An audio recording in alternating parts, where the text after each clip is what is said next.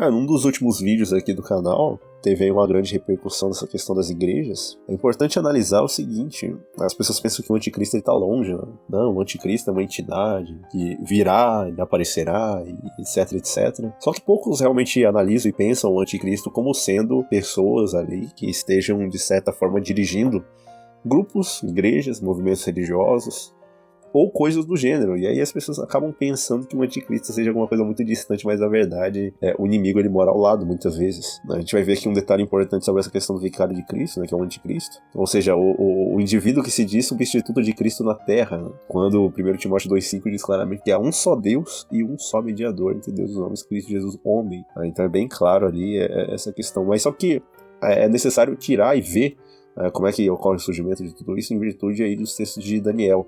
E lá em Daniel capítulo 8, justamente a profecia ali mostrada vai trazer justamente esses elementos que vão gerar esse novo inimigo aí, o anticristo, a figura ali de um chifre pequeno.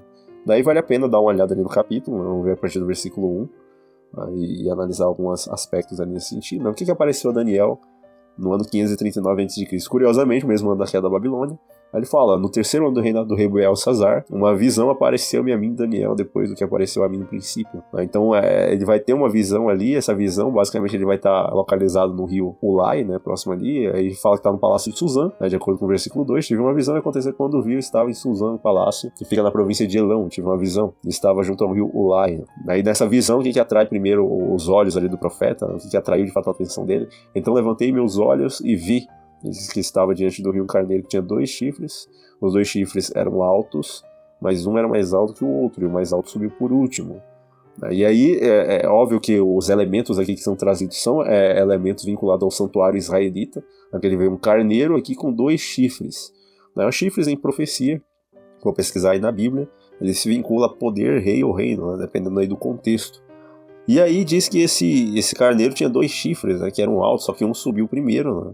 E um era mais alto que o outro, e o mais alto subiu por último. Óbvio que vai estar representando aqui, observando bem os detalhes aqui da profecia, inclusive em conexão com o capítulo 2 e o capítulo 7, que o próximo reino que viria em sequência da Babilônia seria o reino da Medo-Pérsia, os medos e os persas juntos, ali governando de 539 até o ano 331 mais ou menos, né, quando o Alexandre o Grande consegue derrotá-los.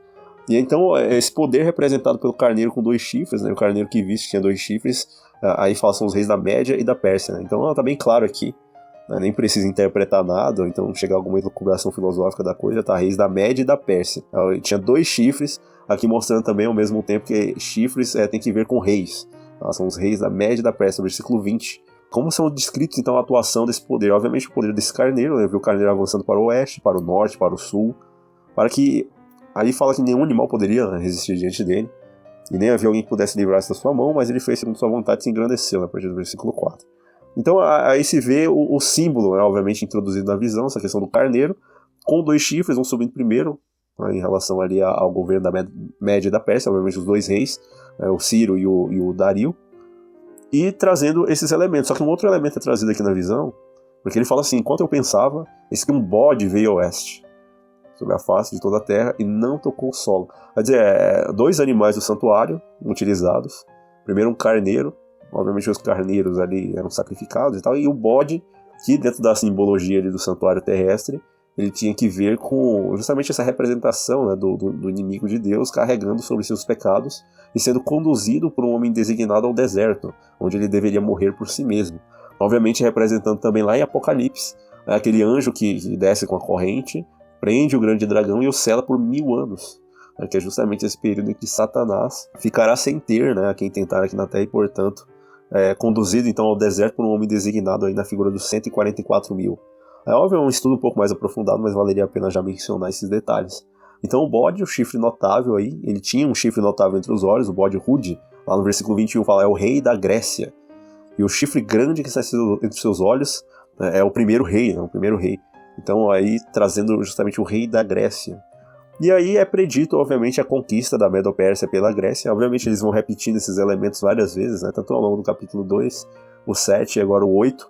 Aí eu vi chegar perto do carneiro, ele ficou comovido de cólera contra ele, feriu o carneiro e quebrou os 2 chifres.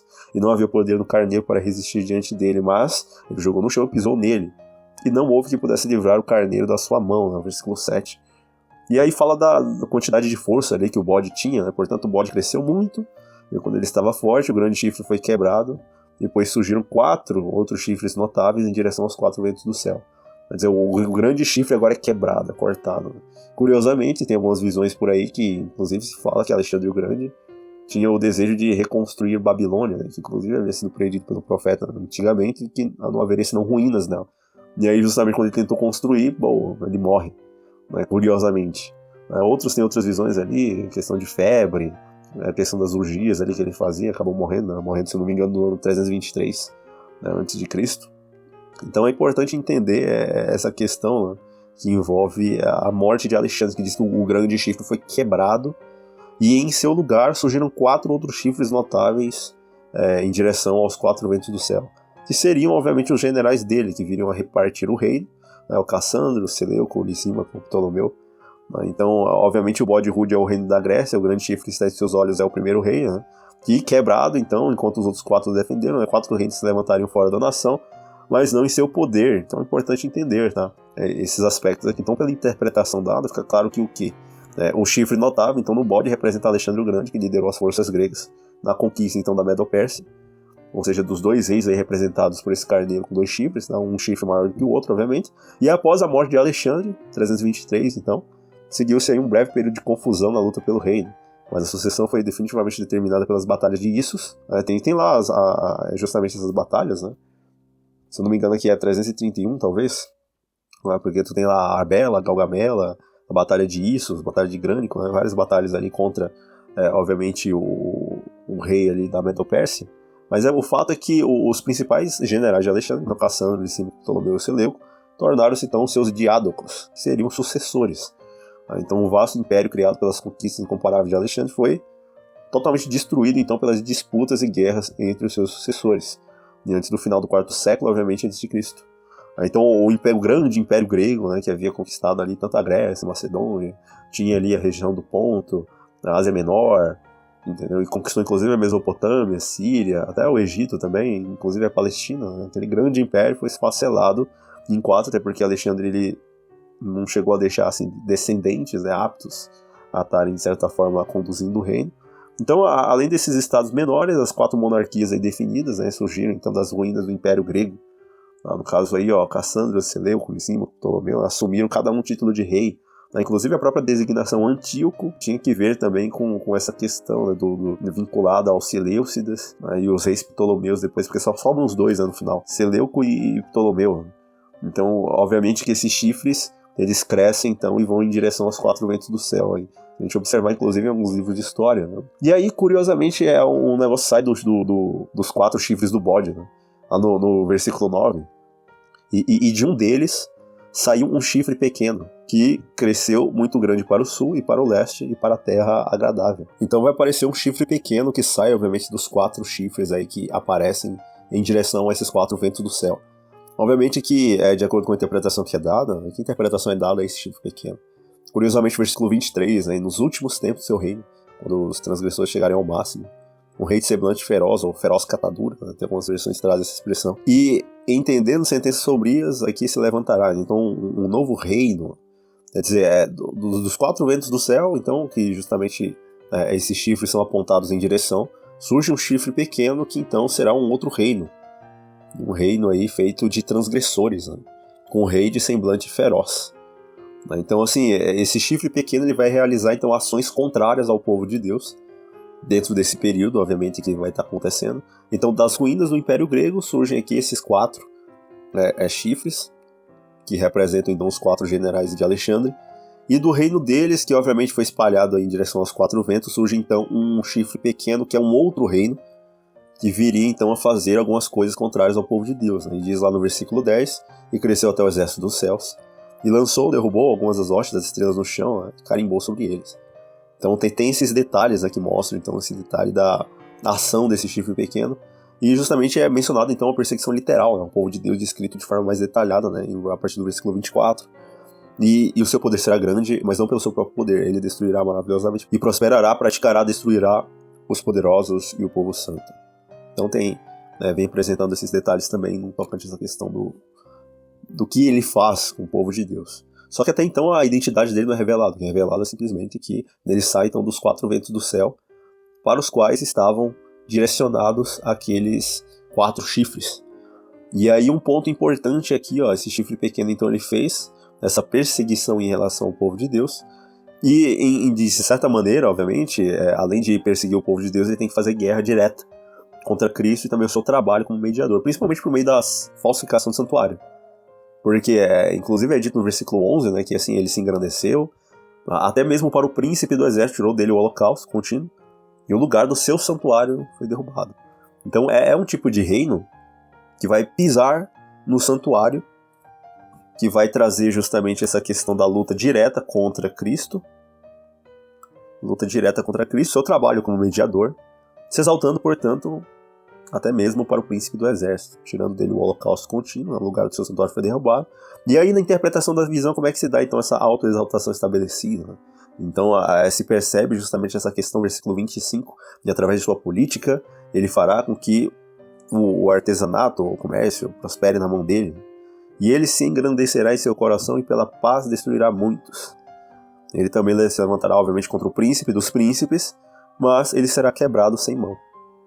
Então se vê justamente essa questão, e aí se utiliza uma linguagem semelhante, agora no Novo Testamento, né, que é utilizado inclusive por Paulo, descrevendo o mistério da iniquidade, do homem do pecado, porque lá em 2 Tessalonicenses 2, 3 e 4, lá justamente é apresentado então esse ponto, né, de que esse dia não chegará a menos que haja uma apostasia primeiro, e que o homem do pecado seja revelado, o filho da perdição, e se opõe e se exalta acima de tudo o que é de Deus, né, o que é adorado, para que ele, como Deus, se assente no templo de Deus, mostrando-se que ele é Deus. Aí 2 Tessalonicenses 2, 3 e 4. Então fica bem claro aqui essa nova linguagem que é utilizada já no Novo Testamento para esse mesmo poder. Tem um poder que faz guerra direta contra o céu, contra o príncipe do exército, tirando então o seu holocausto diário, o sacrifício contínuo, e ao mesmo tempo lançando por terra totalmente o santuário e a sua função como mediador, né, entre Deus e os homens. E esse poder do chifre pequeno, então, ele não coloca essa questão de Cristo como mediador, mas coloca outros mediadores. E agora vem chegando esse ponto mais de clímax sobre a identidade desse chifre pequeno.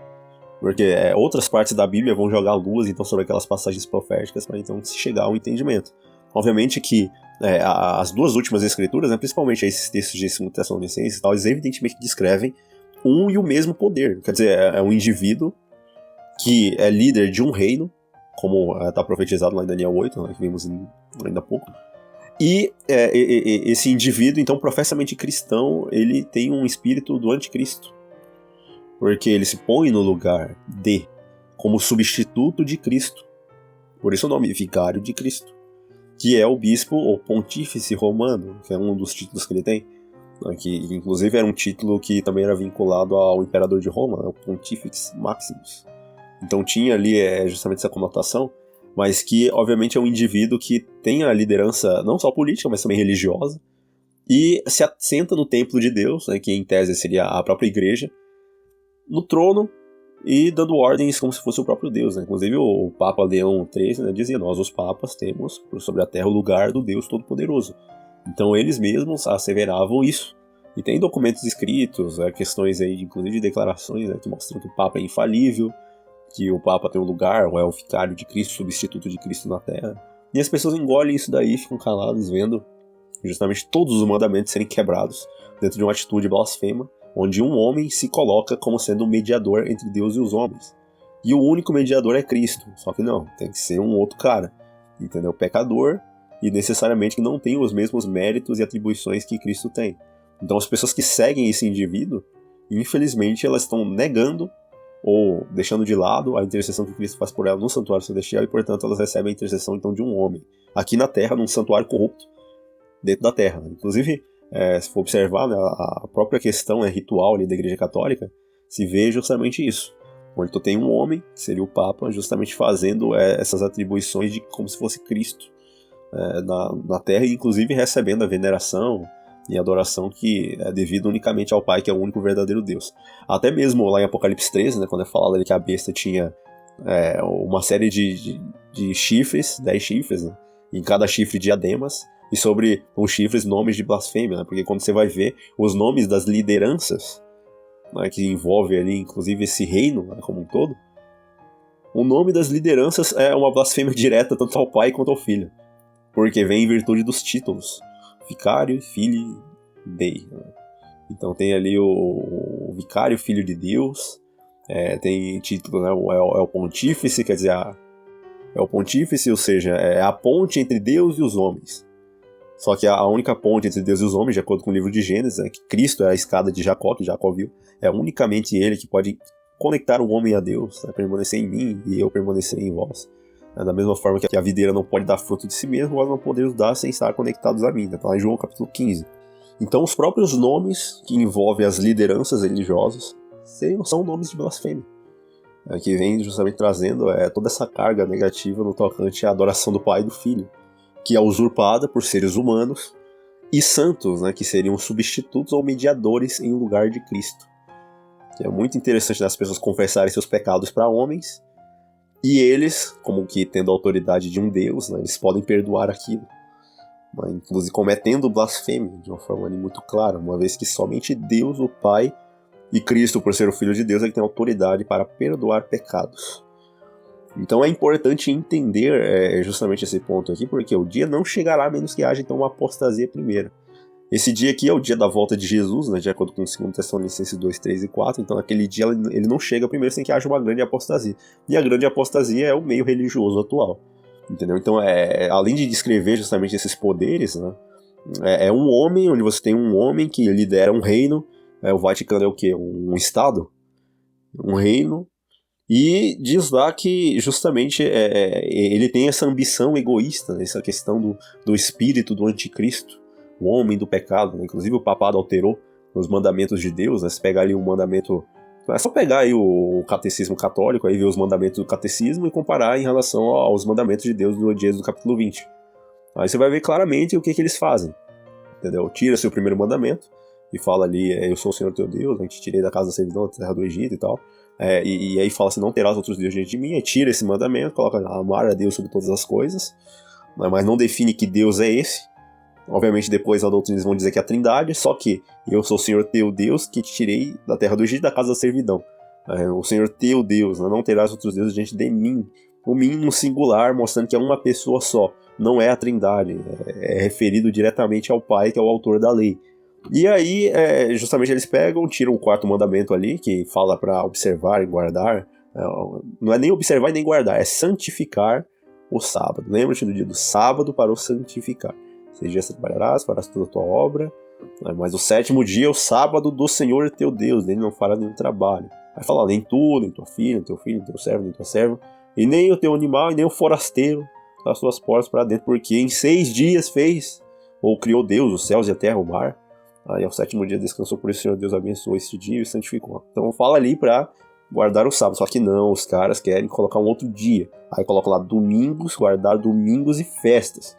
Festas obviamente pagãs, que tinham que ver ali com o Império Romano, do qual a igreja recebeu o nome também, né? Igreja Católica Apostólica Romana, não é cristã, é romana. E aí se vê toda essa questão, né, que envolve inclusive a mudança não só da lei, mas também do restante das doutrinas, né? Uma série de doutrinas estranhas, orações pelos mortos, questão de purgatório, sacramentos, coisas que não tem como provar biblicamente, senão através de teorias filosóficas ou deduções, né? Como se faz, né? A partir ali da filosofia. Então, esse indivíduo possui a ambição egoísta de Lúcifer, de acordo com Isaías capítulo 14, ali no versículo 12 até o 14 e também Ezequiel 28. Quer dizer, o espírito do anticristo é o espírito luciferiano. Não é à toa que, curiosamente, nessas casas, quando você vai comprar ali algumas coisas assim, nessas lojas que vendem alguns produtos aí de baixo valor, né? Sempre tem lá aquela seção mais esotérica. Aí, curiosamente, você vê lá instrumentos de magia, incenso e tal, e sempre tem lá um santinho católico, ou então algum tipo de santo ou imagem, tá? Seja da Virgem Maria, ou alguma coisa. Óbvio que o argumento não é assim tão forte, mas é muito curioso ter essas peças juntas, né? Quer dizer, você tem justamente o satanismo, a questão do próprio meio ali mais esotérico, né, que geralmente tende a essa questão mais luciferiana, e santinhos católicos ali, entendeu? Orixás, né? Tudo no mesmo balaio de gato ali sendo vendido, entendeu? Então, assim, obviamente mostrando também essa questão da unidade da própria igreja. Só que o argumento mais forte nem é esse.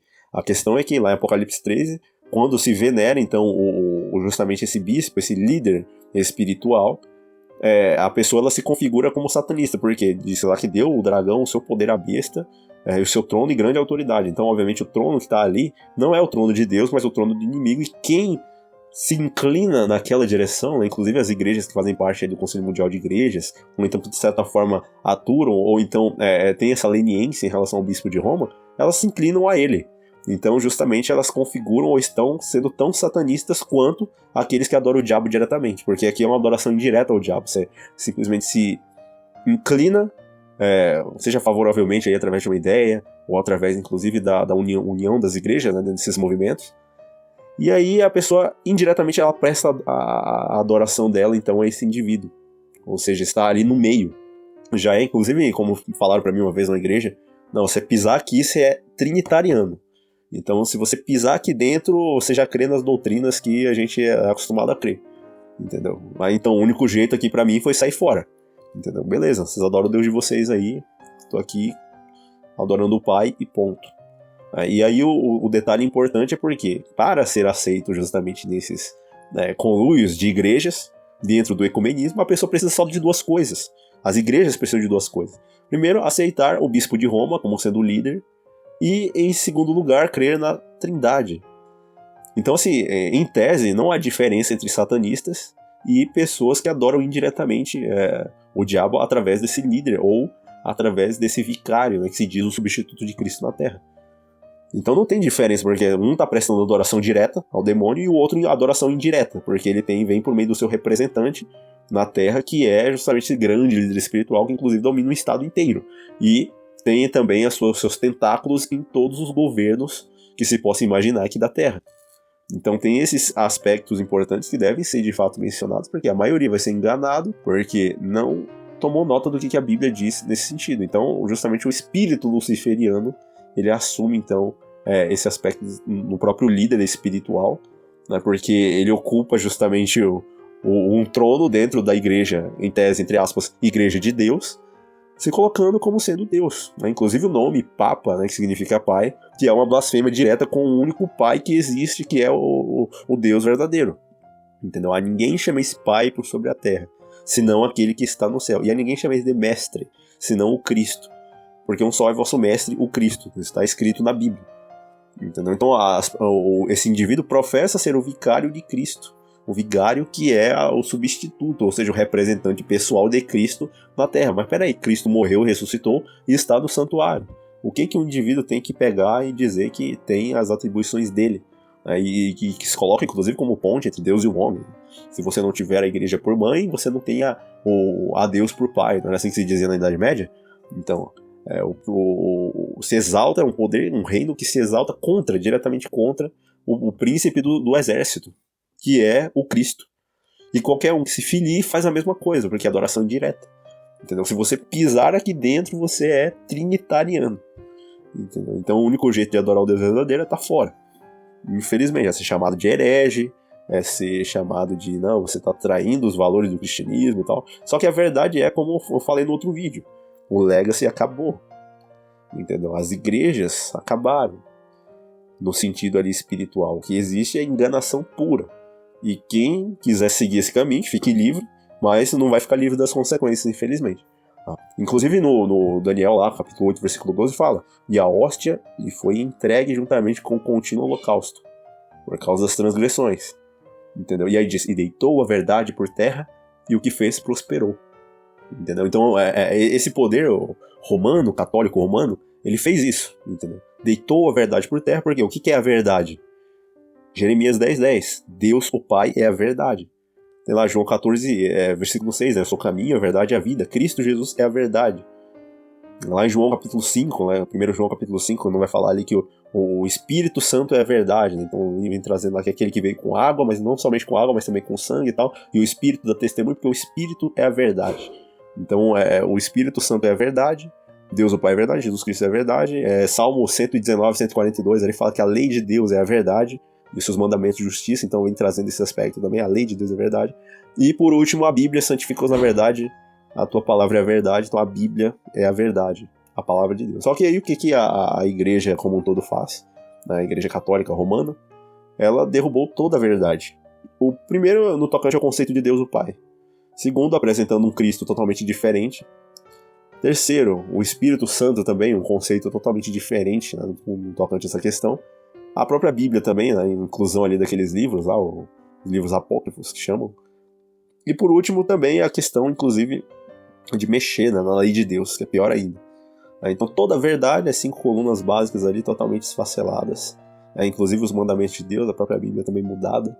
E tem de inversões, né? A partir pelo menos de 1900 pra cá, né? Os caras começaram a adulterar alguns textos ali. Você tem textos pela metade, uma série de outras questões, né? E curiosamente o manuscrito, que é o Códex lá, que é o mais antigo, né? Supostamente ele aparece nas mãos de quem? Do Papa, né? Então o pessoal já devia abrir o olho pra ver o que tá acontecendo. Então, Daniel 8, 12, a hoste foi entregue e tal, derrubou então a verdade por terra, que fez prosperou. Então a interpretação já é dada, então, nessa visão, ela mostra claramente que o poder representado por esse chifre pequeno é o sucessor da Medo-Pérsia e da Grécia. E esse chifre pequeno, ele então, se é um sucessor, né, na visão ali do 7º capítulo, ele está a ser relacionado, ou está relacionado, obviamente, ao quarto animal, que seria o quarto reino, ou seja, o Império Romano, em sua totalidade, então sendo dada uma especial atenção a essa fase, então, do chifre pequeno da história. Então não seria só Roma pagã, né, que é dos imperadores, mas a Roma cristã, né, que é a partir ali de 313, né, com o Edito de Milão, que o Constantino vai liberar, né, o pessoal para poder cultuar, vai dar alguns cargos políticos ali para alguns líderes, aí ele consegue trazer justamente a igreja que era cristã para o Estado, né, e aí já corrompe tudo. Né, então sua totalidade está sendo dada atenção especial então essa fase do chifre pequeno, como mostra o trabalho atribuído para ele. Então ele surge justamente entre aqueles 10 reinos que Roma estava ali dividido. Seria então um poder político-religioso que mudaria os tempos e a lei. Né? É só olhar lá, Daniel 7:25 também fala nesse sentido, que ele cuidaria em mudar os tempos e a lei. Onde é que um dia começa meia-noite? Isso é absurdo. O dia de um pôr do sol, outro pôr do sol, né? De acordo com o livro de Gênesis, capítulo 1. Um dia não começa meia-noite. Isso daí é invenção pagã que veio através da igreja romana. E também a mudança na lei de Deus, nem é só comparar os mandamentos de Êxodo 20 com o catolicismo, os mandamentos católicos do catecismo. Entendeu? E o pior de tudo é que a mãe faz uma coisa e as filhas vão seguindo atrás, né? As Marias vão aí com as outras. Elas vão fazendo justamente isso. Então pegam justamente esses pontos, né? Então o chifre pequeno ele faz isso, ele se torna realmente muito grande. A religião de todas as 4 grandes monarquias mencionadas, né, nas profecias era o paganismo, mas o paganismo da antiga Babilônia foi reproduzido por quê? Por Roma pagã. Roma pagã, que tinha ali o seu bojo doutrinário e também todos os seus deuses no panteão que havia sido absorvido, obviamente, de vários outros povos que haviam sido conquistados. Então, depois, na Roma cristã, ela aparece, tá sendo adotada, então, agora, por esse poder, que é o poder papal. Então, o chifre pequeno do 8º capítulo representa quem? Roma, tanto pagã quanto Roma cristã, Roma papal. Então, o chifre pequeno do 8º capítulo representa Roma papal, Roma pagã, nos seus 2 aspectos. Em seu aspecto eclesiástico, sua união com o paganismo, e mais tarde o cristianismo apóstata com o poder secular. E obviamente a perseguição dos santos, né, que foi feita ali, era só discordar da igreja que você ia pra fogueira. Entendeu? E até hoje tá tudo certo porque o Papa é infalível, não erra. O infalibilismo, as decisões tomadas, e ok, tudo certo. Inclusive é dito nesse sentido, né, com as perseguições ali aos santos, tal, com a sua perversão do sacerdócio de Cristo. Quer dizer, Cristo ele não é o único mediador, como diz lá em 1 Timóteo 2,5, mas ele tem santos, tem Maria intercedendo, tem o Papa intercedendo, tem não sei quem intercedendo, né? Então Cristo não é o único. Logo aí quebrou o sacerdócio de Cristo, né? Sua afirmação do poder temporal e espiritual sobre todo mundo. Né? É evidente que Roma pagã, introduzindo essa profecia principalmente como meio de localizar o lugar e o trabalho de Roma papal, e características eclesiásticas, sabe, de Roma pagã, como típicas ou mesmo acentuadas, né, de Roma papal, e a ênfase deve ser colocada no cumprimento da profecia na obra da Roma papal.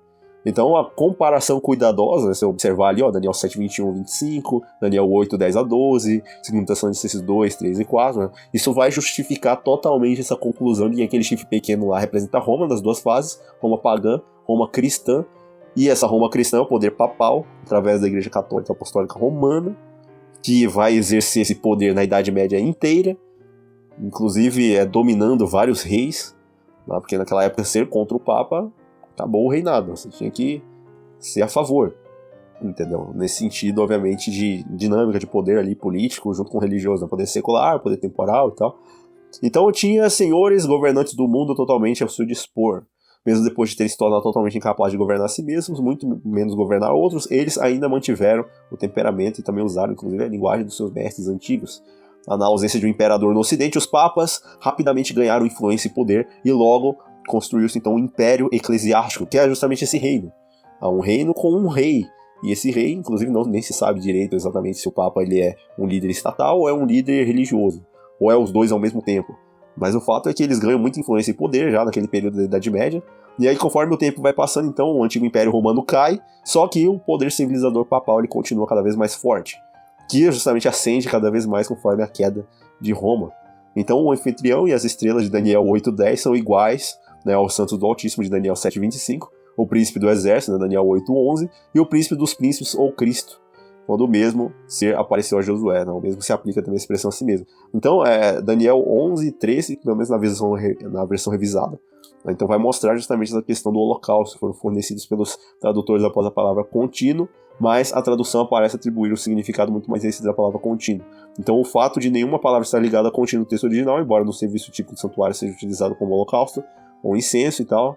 Então se percebe essa questão dos pães, né, na proposição também, indicando que aquele que é contínuo representa o serviço contínuo, a mediação contínua de Cristo no santuário celestial, que é tirado quando esse poder justamente traz então a figura de um homem que é colocado como mediador entre Deus e o povo. Então tudo que era contínuo ali pelo menos acaba no tocante a esse sentido. Então o que é a ação que o vigário, o papa, né, fez nesse sentido? Simplesmente tornou o sacerdócio um sacerdócio apóstata. E se afastou de Cristo e afasta também as denominações que seguem, né, esse movimento, que seguem isso, como sendo religiões apóstatas. Por isso que o legacy religioso é o que é. Entendeu? A crença na Trindade, e aí eles aceitam o bispo de Roma como líder espiritual e pronto, é só formar o ecumenismo ali, tá tudo certo. Pelo menos nessa ótica. Mas a ótica divina, estão todos se juntando nessa égide satanista de um fazendo adoração direta, né, através do mundão, e outro fazendo uma adoração indireta através aí do poder religioso cristão. Né? Muito bonitinho. O Satanás colocar todo mundo para adorar ele, alguns diretamente e outros através da religião cristã. É muito interessante isso, é um plano realmente magistral de bater palmas. E aí, o vicário de Deus, né, o que ele faz?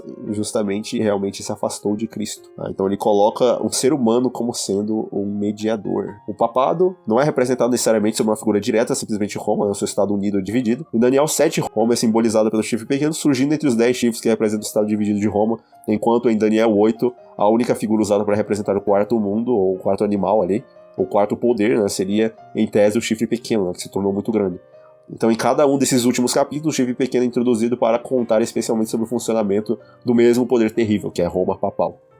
Então, inclusive, essas profecias de Daniel 8 e tal, os jesuítas introduziram, não sei exatamente se foi eles, mas veio da Igreja Católica isso, 2 indivíduos dentro das comunidades cristãs que alteraram a forma de interpretação das profecias dentro dessas comunidades. A tal ponto de alguns virarem preteristas, acharem que tudo isso aqui de profecias já aconteceu no passado e tal. E outros, no caso, devido a essa mudança, né, que veio em virtude justamente desses caras que introduziram isso, né, na igreja protestante, tendem a jogar essas profecias para o futuro. E aí, óbvio, tira o poder papal totalmente de cena, né, porque a história ela se dá dentro de um contínuo que vai combinar no presente. Então é importante entender esse detalhe, né, porque é o mesmo poder que é mencionado aqui em Daniel 8, é o Roma papal. Roma, nessa frase cristã, né, que justamente se apropria então dos símbolos cristãos do cristianismo para transformar-se então numa religião cristã e pagã ao mesmo tempo. Tá? Então é uma grande, de fato, apostasia. Já no 7º capítulo aqui de Daniel, acerca do chifre pequeno, fala que ele tira a lei de Deus. E no 8º capítulo, então, se afasta do evangelho. Tá? Não retirando somente a lei, mas viciou o evangelho, porque sem a lei de Deus, né, até mesmo o verdadeiro evangelho, ele não poderia se salvar. Porque a lei ela é necessária para condenar e dar conhecimento do pecado. Então tem muita gente por aí repetindo esse discurso que a gente vive no tempo da graça, e que o tempo da lei já foi e tal. Só que matar e roubar e adulterar ainda são pecados do mesmo jeito, entendeu? Isso está na lei de Deus. Guardar o sábado também, quem não guarda acaba pecando também da mesma forma, assim como cobiçando a coisa dos outros, como diz o 10º mandamento, ou mesmo tomando o nome de Deus em vão, né, como as igrejas fazem com essas placas aí. Porque pela lei vem o conhecimento do pecado. Né? Eu não conheceria o que é cobiça se a lei não dissesse não cobiçarás. Está lá em Romanos 7. Então, assim, o pessoal repete esse discurso. Uns guardam a lei adulterada, que é a lei conforme está escrito no catecismo. E outros tentam seguir aí os mandamentos, mas só que de uma forma assim totalmente irresponsável e levando em conta esse ponto, né? A gente vive um tempo da graça agora, Deus não tá nem aí, né, com o que é feito. Bem, vamos nessa aí, boa sorte. Então é importante entender justamente esses pontos, tá? E aí, para tornar a apostasia bem segura, o poder muda, ele vicia, ele tira a lei, tira o evangelho, ele muda o sábado pro domingo, e o papado assim atinge diretamente o coração, o selo de Deus, né? Aí Isaías 8,16 diz, resguarda o testemunho e sela a lei no coração dos meus discípulos. Quer dizer, a lei é que vai estar selada no coração, só que aqui é uma outra lei, tá? Se a lei aqui é selada no coração, tem o selo de Deus lá. O que é selado no coração de um crente que adora dentro da igreja católica ou dentro de alguma igreja evangélica? Se não é o selo de Deus, é o selo da besta que está ali.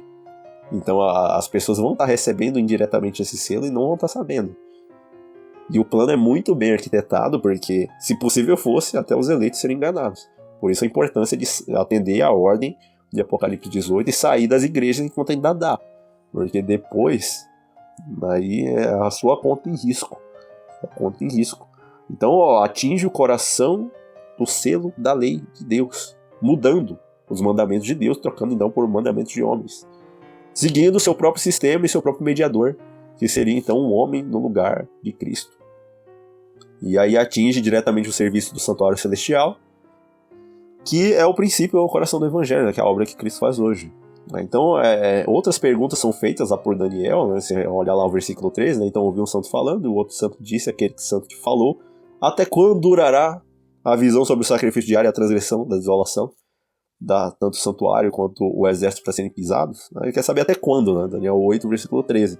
Aí a resposta dada, e ele me disse, até 2.300 tardes e manhãs, ou 2.300 dias, então o santuário será purificado. E aí é interessante porque dia em profecia significa anos, né? Tem lá Números 14 e 34, Ezequiel 4, 6 e 7, né, que traz esse princípio profético de dia e de ano. Então um ano profético representa um dia, um ano. Então vem trazendo 2.300 dias, 2.300 anos, a partir do momento em que o anjo vai dar ordem lá no capítulo 9, né, quando vai iniciar o período. Aí fala aqui, e a visão sobre o holocausto contínuo, tal transgressão desolada, que resulta em dar a ambos o santuário o povo de Deus, né, para que eles fossem pisados. Né. A hora, quando a visão termina, sua aplicação especial é declarada no versículo 17, está no tempo do fim, nos últimos dias. Isso é adicional prova de que a profecia encontraria seu cumprimento completo ou somente em Roma papal. E aí isola-se, a Roma papal. Não pode ser outro movimento senão esse.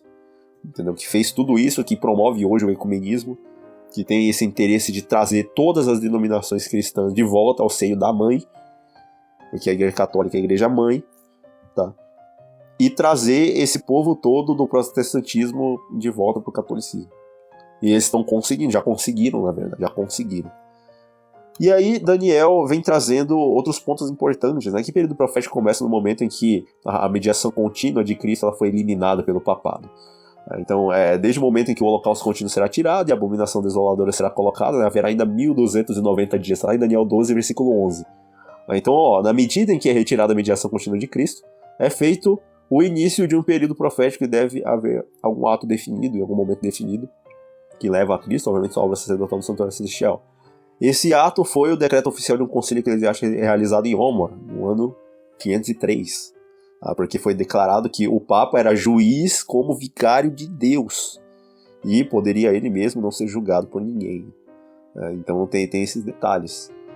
Inclusive isso está escrito também lá no livro lá do História dos Papas, que tem lá a edição lá em 3 volumes, né, que fala ali. Inclusive a obra de Clovis também, né, que era o rei dos francos lá, quando conquistou o título de filho mais velho da igreja. Suas campanhas em subjugar os reinos, né, ao papado, né, contribuiu muito para colocar então em prática essa reivindicação do papado, que finalmente resultou no estabelecimento do Papa como chefe do sacerdócio romano, que usurpou o sacerdócio e a obra de Cristo e estabeleceu um outro sistema de mediação no seu lugar. E a obra de Clovis atingiu o clímax no período, curiosamente, aqui, 503 508. Então, portanto, natural aí concluir justamente que esse período torna-se, portanto, natural a partir do qual datar, né, o ano de 1290. Então, a partir de 508 era só adicionar aí 1290. Seriam 1290 dias, então 1290 anos. E aí termina no período aí, 1793, 1798, que é o tempo ali que basicamente se inclui ou tem que ver com os 1260 anos de Daniel 7:25. Então tem esses detalhes, né? Como Roma teria caído, aí no caso o bispo, tá? Se ele não tivesse como por antecipação da crise e reservou até agora o golpe de mestre na sua política. Ele agora se lançou corajosamente sobre um elemento de força muito maior do que aquilo que as convulsões políticas da época privariam, a saber que o bispo de Roma é o sucessor de Pedro, o príncipe dos apóstolos, e em virtude de selo, é o vicário de Cristo na terra. Então, fazendo essa afirmação, os pontífices romanos saltaram imediatamente para o trono de reis, ou melhor, eles saltaram do trono de reis para agora terem trono de deuses. Ou seja, Roma torna-se mais uma vez a senhora do mundo e os papas os governantes supremos da terra. Isso aí, The Papacy, J.A. Wiley, acho que página 34, né, vai estar contando um pouco desse ponto. Então, assim, de fato, tem esses detalhes sobre o papado, tá? Agora, que garantia foi dada a Daniel a respeito do período de tempo mencionado no versículo 14, né? Daniel 8:14, né? E a visão das tardes e manhãs, né? Ali falando dessa questão, né? E ele me disse até 2.300 tardes e manhãs, então o santuário será purificado, né? E a visão da tarde e manhã foi dita verdade, portanto, sela a visão, mas será para muitos dias. Quer dizer, não era para Daniel entender agora, né? Esse mistério, em tese, seria revelado de uma forma bem mais clara no tempo do fim, né? E nós já estamos nesse tempo, portanto, esse tipo de profecia pode ser aberta totalmente, né, para as pessoas, mesmo porque os eventos já estão cumpridos, a história já passou. É só olhar aí para as páginas da história, ver o que a Igreja Católica fez, deixou de fazer. Inclusive, teses doutorais aí dos caras falando que a gente mesmo alterou lá do sábado para o domingo, a gente fez isso, fez aquilo, tá? E tudo sob a autoridade da Igreja, a autoridade do Papa, e tá tudo certo, dentro daquela perspectiva. Então, pela expressão aqui, a visão da tarde e da manhã, é feita referência então, a uma visão relativa aos 2.300 dias, que em tese, né, de acordo aí com a Ezequiel 4:6 e também Números 14:34, seriam 2.300 dias. Né? Então, isso se refere então a leituras marginais, aí, no caso de Daniel 8:14. A interpretação da visão do capítulo 8 termina sem fazer qualquer explicação do longo período. Né? Então, o anjo ele simplesmente vai ver aquilo, mas depois o anjo é enviado para dar interpretação, né, sobre essa questão do período histórico. Quanto tempo então durará a visão é importante, né, perceber justamente que esse recurso foi deixado para ser interpretado posteriormente. Daí então é necessário acompanhar os próximos estudos.